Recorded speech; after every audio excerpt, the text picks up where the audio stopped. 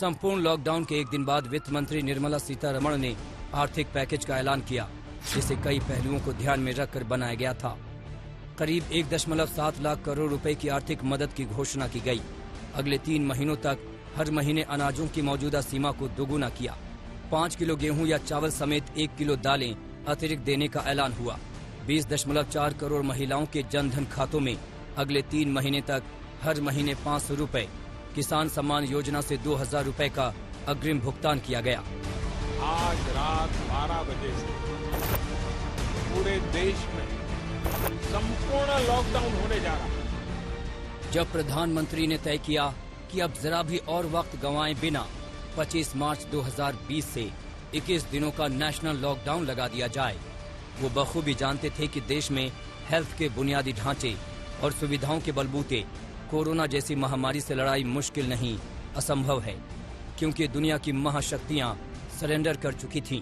सोचिए, 130 करोड़ की आबादी वाले देश में करीब 29,000 मरीजों के इलाज के लिए आईसीयू की सुविधाएं थीं, वो भी देश के अलग अलग राज्यों में।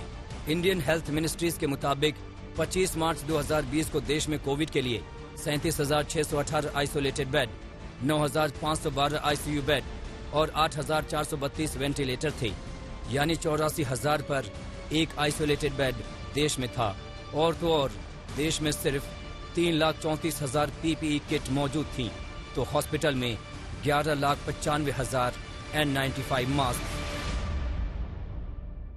जब कोरोना संकट शुरू हुआ तब भारत में एक भी पीपीई किट नहीं बनती थी। N95 मास्क का भारत में नाम मात्र उत्पादन होता था। आज स्थिति ये है कि भारत में ही हर रोज 2 लाख पीपीई और 2 लाख N95 मास्क बनाए जा रहे हैं। खस्ताहाल स्वास्थ्य सुविधा को ख्याल में रखते वक्त लॉकडाउन एक बड़ा हथियार था। पूर्ण लॉकडाउन में बुनियादी स्वास्थ्य का ढांचा खड़ा करना था। लॉकडाउन का वक्त महामारी से मुकाबले की तैयारी के लिए था। कोरोना के संक्रमण को देश भर में फैलने से रोकना था। देश भर में कोरोना की टेस्टिंग लैब के लिए नेटवर्क खड़ा करना था। वेंटिलेटर से लेकर पीपीई किट को देश में ही तैयार करना था। 130 करोड़ के देश में N95 मास्क को उपलब्ध कराना था। कोरोना महामारी का वक्त आत्मनिर्भर होने का था।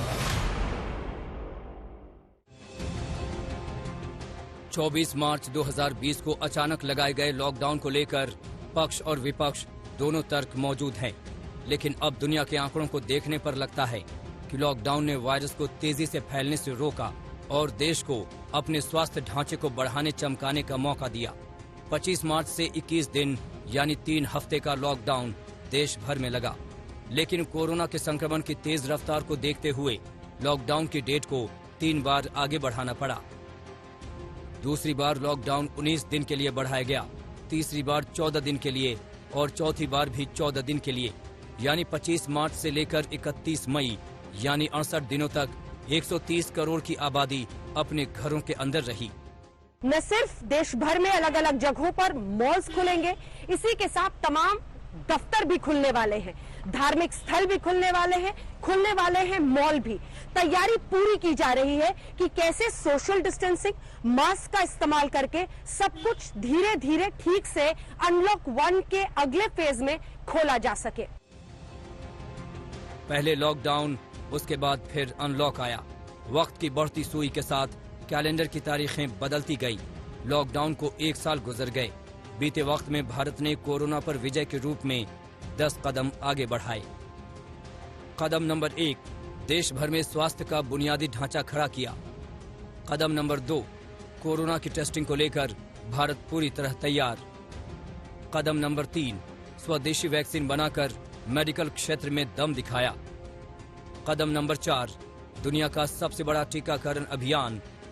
कदम नंबर 5, दुनिया के तमाम मुल्कों को वैक्सीन सप्लाई।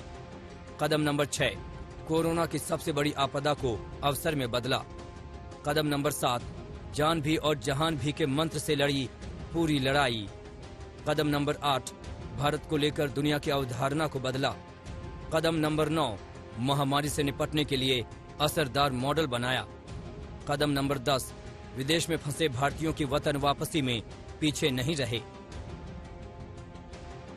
भारत के 10 कदमों की वजह से आज वैसा भय का माहौल नहीं है जैसा 1 साल पहले था। आज भी दुनिया के मुकाबले भारत संभली हुई सिचुएशन में है। अगर 2 आंकड़ों पर नजर डालें तो आपको समझ में आएगा कि महामारी से मुकाबला अभी तक चल रहा है। 25 मार्च 2020 को देश में 90 नए केस सामने आए थे। आज 50,000 से ज्यादा नए केस देश भर में आए।